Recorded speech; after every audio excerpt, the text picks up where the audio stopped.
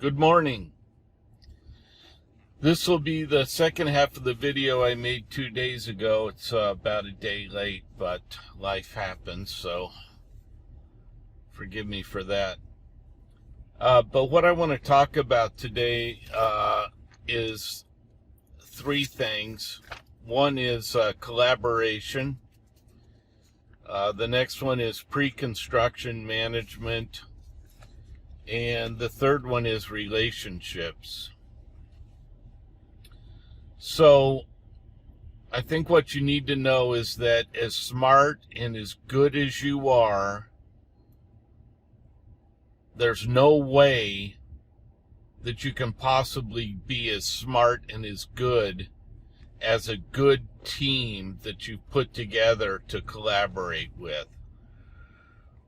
I always, even as long as I've been doing this, I always like someone to double check me on the things that the decisions I make, layouts, takeoffs, just whatever, because everybody makes mistakes. And if you've got, people checking each other and working together, to put together the best solutions, you eliminate a lot of the mistakes or problems along the way. And when you do that, you end up taking less installations apart and reinstalling them, if you know what I mean. When material gets installed improperly, it's expensive to take it back out and put it back in correctly. So, don't feel like you have to bear the burden of the entire project on your own shoulders. Select some people around you, at least a handful, and work together and check each other's work and make sure things are correct before they get installed, okay?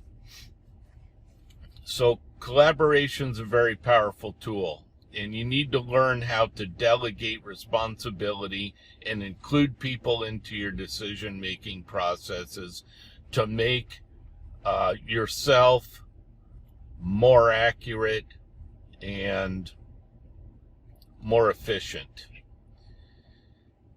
The next thing I want to talk about is pre-construction management. So, larger companies will have a pre-construction manager. And it's that person's responsibility to get the project set up and ready to build before you get on site. Now, on smaller projects or smaller companies, you may end up being that, pre-construction manager, and you need to assume that role if necessary. And particularly in compiling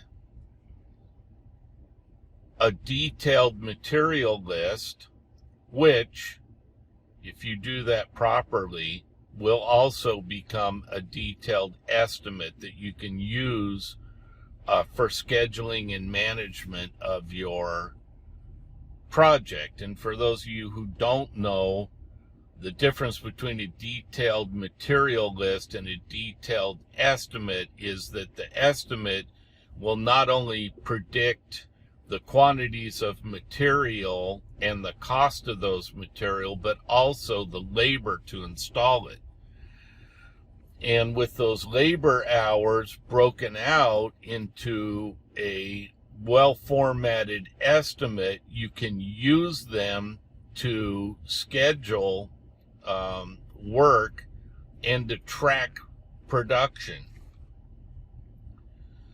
So, another part of pre-construction management is procurement in lining up the materials for the project. Now,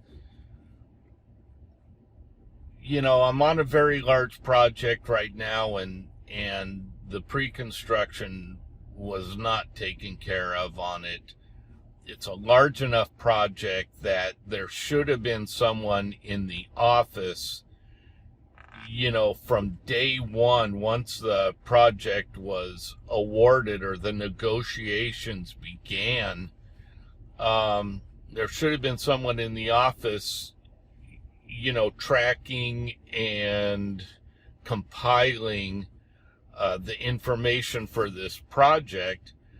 And the heartburn that it's causing me is that there was never any master material list, so it keeps getting dribble ordered. In other words, as the project's already unfolding, they're trying to order material ahead of themselves to get it on site in time. And the biggest problem with that is, of course, they want the best pricing on that material, so they're sending it out to distributors in little tiny packages and having, a dozen of them or a half dozen, all quote it. And there's a term I have for that, and I call it prostituting. They're prostituting their business. They're not partnering with any distributor. They're having them all bid against each other. And believe me, distributors don't like doing this. They don't mind bidding on large projects, but when you dribble material out and you make them bid against each other, look, those companies are chasing large projects. And you pitch them some little thing and want competitive pricing on it, they're like, you know what, I don't have time for this. I need to focus my time on this large project over here. Now, I want to service that customer because I want the opportunity to bid on their larger projects.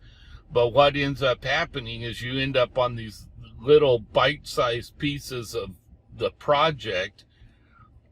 They're going to screw you on price. Trust me, they are. So part of that pre-construction management, whether you do it or there's someone in your company doing it, is to compile the entire list of material for the project. But one person doesn't do that because we collaborate, right?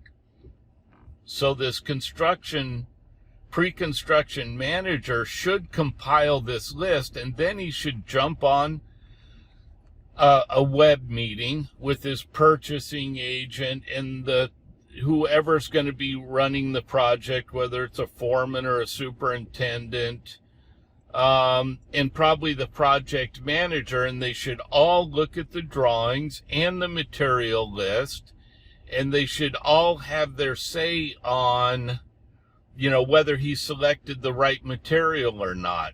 They should discuss different installation options, pick the best one weighted by pricing and the labor to install it, to come up with the best dollar for dollar solution. And this process should evolve as, the project is coming together, so that before the project starts, there is a very detailed material list that is that everyone buys into. In other words, when that list of material gets sent out to the project, the foreman or superintendent is actually going to install it, not buy his own or her own material and ship the rest back to the office, okay? It's been vetted for, best value. It's been vetted for, best installation. It's been vetted for, most profitable method labor-wise. And then it gets sent off to a group of suppliers, if that's how you want to do it. Personally, I have relationships with my suppliers, and I don't shop my stuff all over town. I may do one or two, But, you can shop it out, select the best pricing. And when you do that, you want to have a conversation with that supplier, and you want to say, look, we're going to award you this project, all of this material. We're going to buy it from you. But in the case of like solar projects, sometimes, this gets done on like 90% drawings, and there's still another, final set of drawings coming out. If anything changes in this design, we're going to change the material list, and you're going to give us the same pricing. And as this project unfolds and we encounter site-specific conditions that require more or different material, you're going to maintain that same pricing. We're not going to quote this out. We're not going to quote all our incidental materials out to every supplier in town. You're going to handle it, but you're going to guarantee this pricing that you're giving us right now. So, as the project unfolds, instead of having to wait 2 weeks for 12 suppliers to get all their quotes in on a little tiny bit of material, you can go to this one supplier, as long as they have that material, and say, this is what I want, and maintain your pricing the same that you quoted, to capture the entire project. Then it speeds things up a lot. It keeps you from, long delays on material being delivered, because believe me, I don't care how good you are going to have, site-specific conditions. You're going to have oversights that create the need for material, little bits of material, and to have to wait 2 or 3 weeks for, pricing to come in so that you can pick just the right vendor and get that there. It's going to wreak havoc on your schedule. And, when your schedule gets into turmoil like that, there goes your profitability. The closer you can stay to maintaining that schedule and creating that flow, the more profitable you're going to be. So if you can eliminate some of these material issues by partnering and having a relationship with someone so that you can get that material there more quickly, your project's going to be a lot smoother and a lot more profitable. And of course, that brings me to the last conversation, which is relationships. Look, don't be a prostitute. Companies, in my opinion, and from my experience, that, get quotes out of every supplier in town, those suppliers don't like you. They're going to sell you stuff. They're not going to give you the best pricing, because they know on the next project you're just going to prostitute yourself again. Find someone to partner with and demand good pricing out of them, but be fair. They have to make a dollar too. They can't give you the material for free, and they can't lose money on every project, just like you can't. But if they'll work with you and bust their butt to get you what you need when you need it, and give you good pricing, I really think that partnerships are the best way to go. The same is true with working with contractors. If you can find someone who will partner with you, a lot of general contractors, if you're a subcontractor, do the same thing. They prostitute themselves all over town, let everybody bid on their work, and, pick the lowest price. But a lot of them, if you give them good service, there's value in getting things done right the first time, instead of a subcontractor who comes in and makes mistakes and has to correct them, and that creates turmoil in their schedule. And turmoil always translates to loss of dollars. So if you can come in and maintain the schedule and give them good service, a lot of times they will partner with you, and they will, meet your pricing, because they know that in the end, even though they're paying you a little more up front, in the end, they're actually getting the best deal, because, delays and change orders and chaos costs money. Okay, so listen, if you want to know more about this, I have a great course put together. It's 12 videos. I'll send you one every day. Goes really into depth about this information and other things. It's absolutely free. I'll put the link to my website at the end of this video.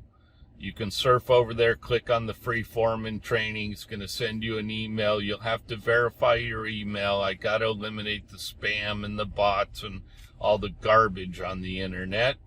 But if you'll confirm your email, then it will automatically send you one of these videos every day for 12 days. I call it the 12-day challenge.